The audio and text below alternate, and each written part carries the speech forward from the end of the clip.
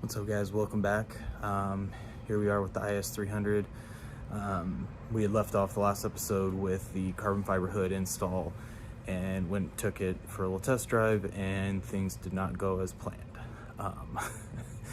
The turbo went out and basically the nut had backed out on the turbine and the blade started scraping and it was catching and making kind of that funky weird noise. So in hindsight, everything makes sense on what it was doing. So basically I kind of had jumped to conclusions, leaving the last video off, that this was probably not an obtainable thing this summer, but I did reach out to my tuner, kind of ask some questions, what he recommended, and the turbo was a little bit more reasonable than what I was expecting. So I decided to go with a Borg Warner, I think it's a 360 SXE 60 millimeter turbo, T4 flange. So it should bolt right up to what I already have existing here. There might be some modifications to the downpipe and the inlet as well, but nothing that's not too crazy or anything. I didn't expect it to be a direct bolt on, but anyways, so it was a little bit more obtainable than I was expecting. I did upgrade and decided to buy a nice tile wastegate, so I'll be replacing that as well.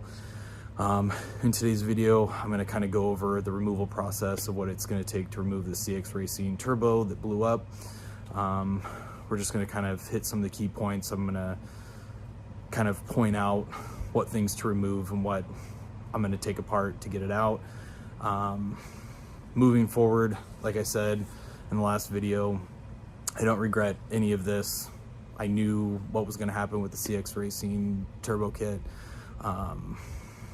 You get what you paid for. So lesson learned. We're gonna be upgrading bigger, better turbo, and hope for the best. So stay tuned here. We're gonna go over the removal process on this, and then still waiting on the turbo to show up. So once that gets here, then we'll go over the install. All right, so here's a kind of a quick shot of the engine bay here. Kind of a general overview of where the turbo's sitting and how tight and close everything is. So yeah, this is definitely going to be fun removing this. But just to go over some kind of quick,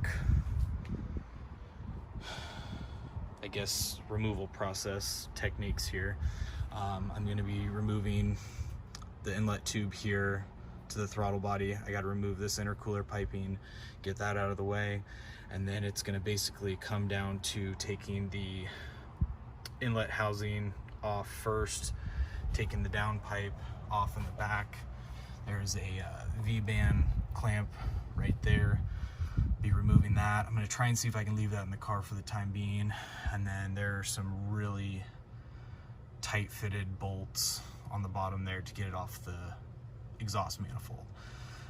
As you can see as well here too, there is the oil feed line right there. I'll need to just, unscrew that fitting there, pull that out, but shouldn't be anything too crazy. But as you can see, it's in there pretty tight, and it's gonna be a little bit of a process.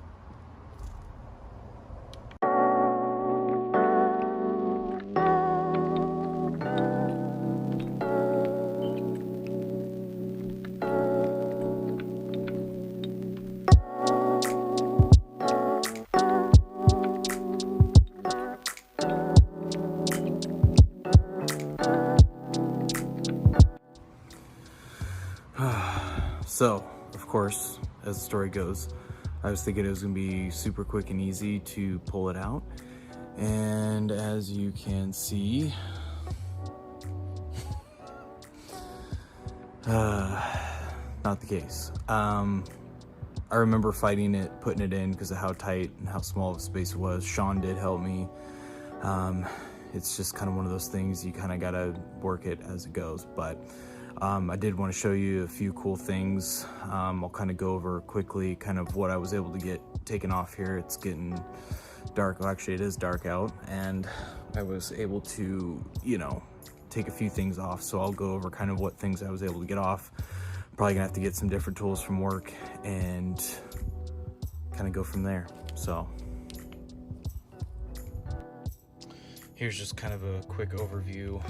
This was the oil feed, just kind of Ziploc baggied and zip tied it off to the side here. Was able to get the intake side of the turbo off there. Downpipe is disconnected. It's loose, but I'm gonna have to take it all the way out because I'm gonna need to have access to get it unbolted from the bottom there. And you're probably thinking, damn, that is pretty tight, and how did you get that in there in the first place? Well, I think I had this throttle body out of the way when I was resealing the valve covers and doing all that, and it was a little bit easier accessible. But just wanted to kind of go over and show you guys some of the carnage. As you can see,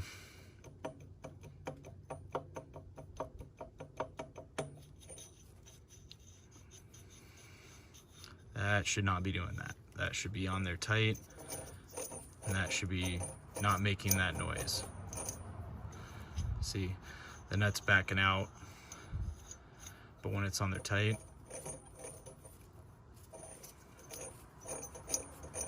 yeah, it should not be making that noise. But you can also see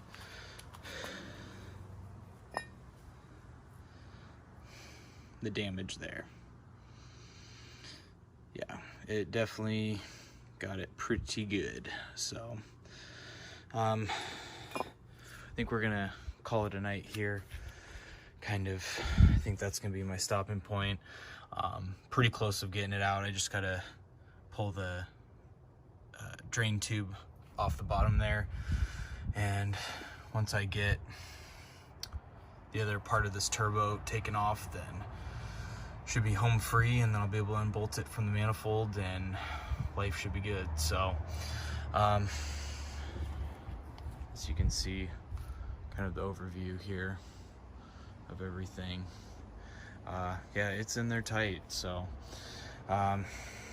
stay tuned here. I should be able to either hopefully tomorrow get the rest of it off and I'll show you, but as of for tonight, we're gonna call it a night here.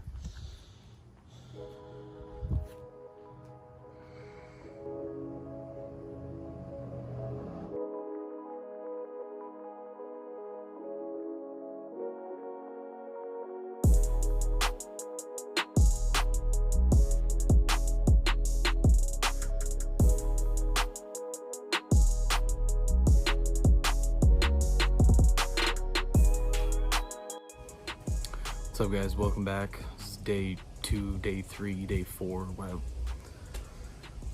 Couldn't even tell you which day it is that I've been working on this thing, and as you can see, that turbo is out of there.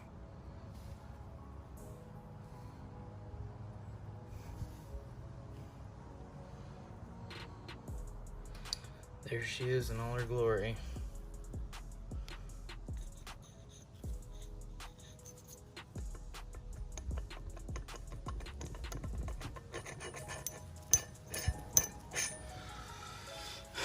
So anyways, yeah, here you can see with the T4 flange here with the 4 bolts, how everything is super tight.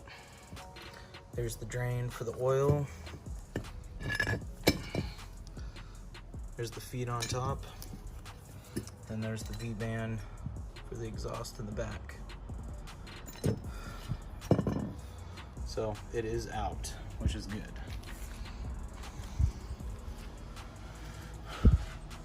You can see how incredibly tight it is in here and how that was not a lot of fun. So there was the V-band clamp that I had taken off on the downpipe.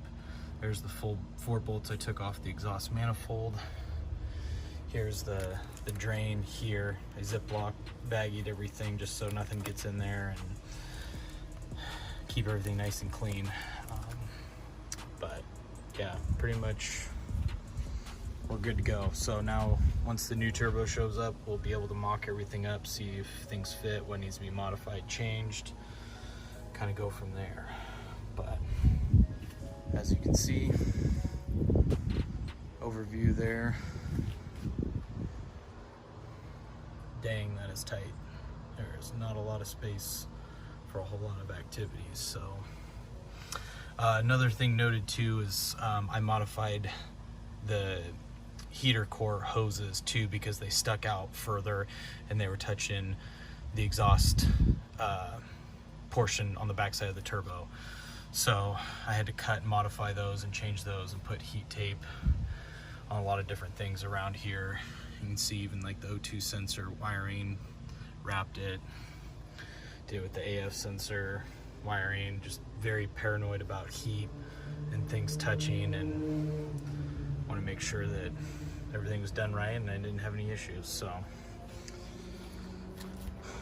but here's some of the other little goodies here. Nice tile wastegate, spent some big dollars on this thing, and as you can tell, it's a nice quality kit. Comes with a lot of different springs, all the hardware, everything there. So, and then finally got some H&R lowering springs.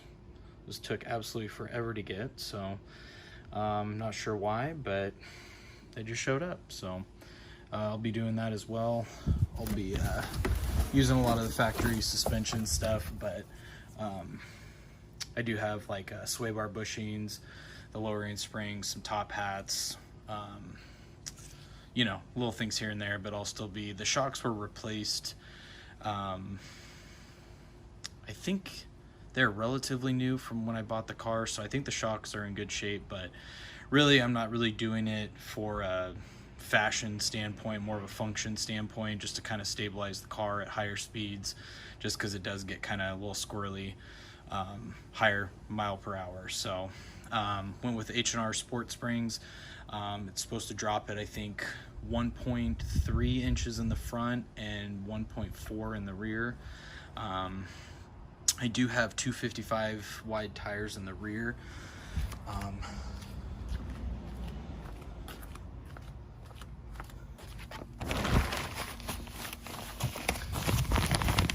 As you can see, they definitely stick out a little bit, so it'll be interesting to see how that fits. But anywho, so this is kind of the standstill point for the time being until we get the turbo and get everything else mocked up, and pretty much just gonna be doing the turbo, the wastegate, and the lowering springs and bushings and all the little knick-knack stuff, and then probably get it sent out and have it retuned again and see what kind of power she makes. So thanks again for watching. Like, comment, subscribe, and we'll catch you guys on the next video.